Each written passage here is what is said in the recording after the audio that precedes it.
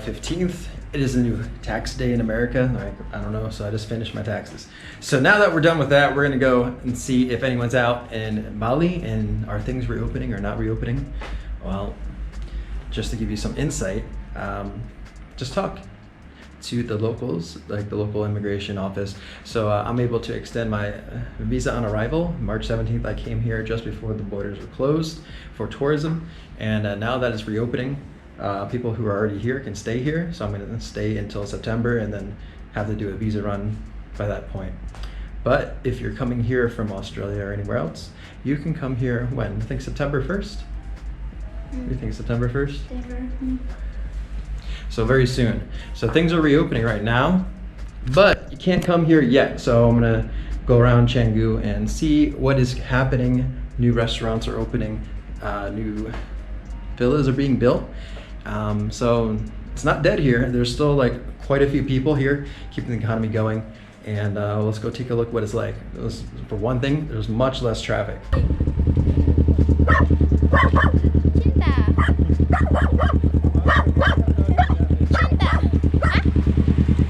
Why can't we get a dog like that?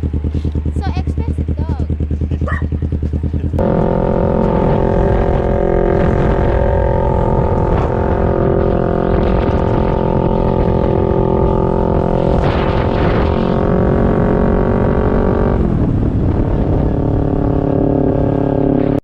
So there's these little like gondolas all over the rice fields here in Canggu, and you can just sit down at any of them, bring your dogs, hang out for the afternoon.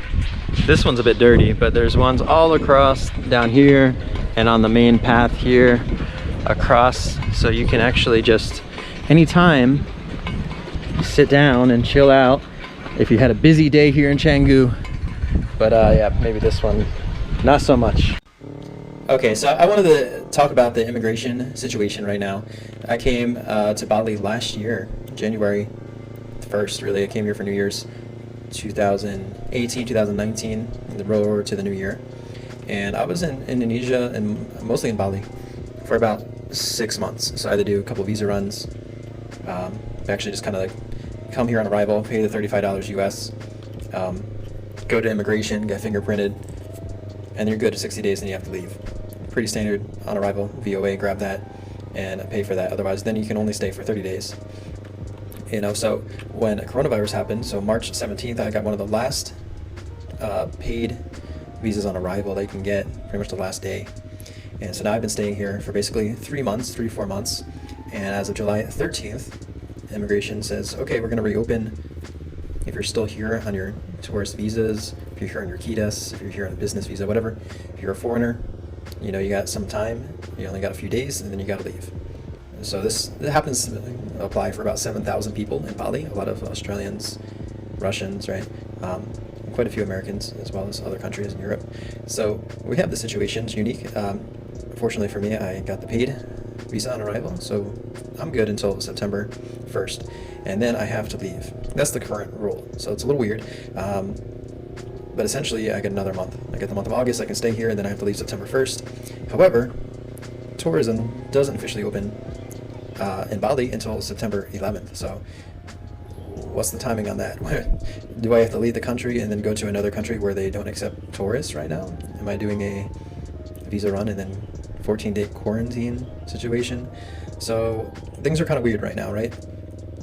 But the good thing is that things could change. So we'll see what happens. But currently, if you're here in Bali and you're a tourist, you're a foreigner, just talk to your the person that you use. So things are changing by the day. And you know, people are not so happy about this situation. Obviously, if you're a tourist and you have to leave and you have nowhere to go, and then you end up having to quarantine in another country you don't want to be in, you can't go home to your current country. And for me, traveling back to the US is quite an expensive, long journey. So usually I just do a quick run over to Singapore or Kuala Lumpur or Bangkok, one of those cities, and enjoy the time there.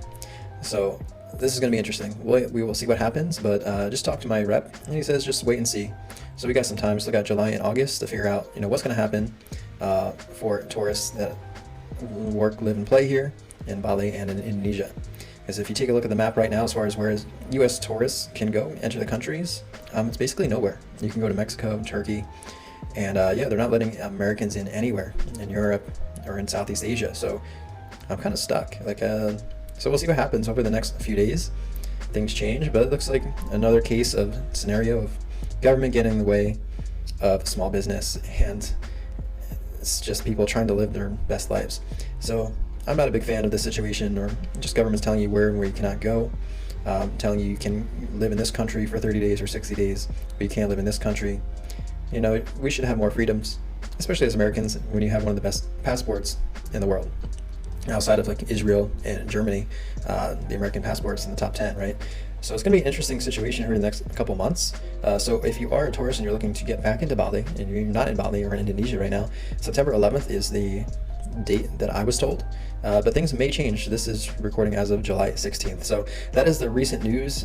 We have about 7,000 people here in Bali, tourists and things like that.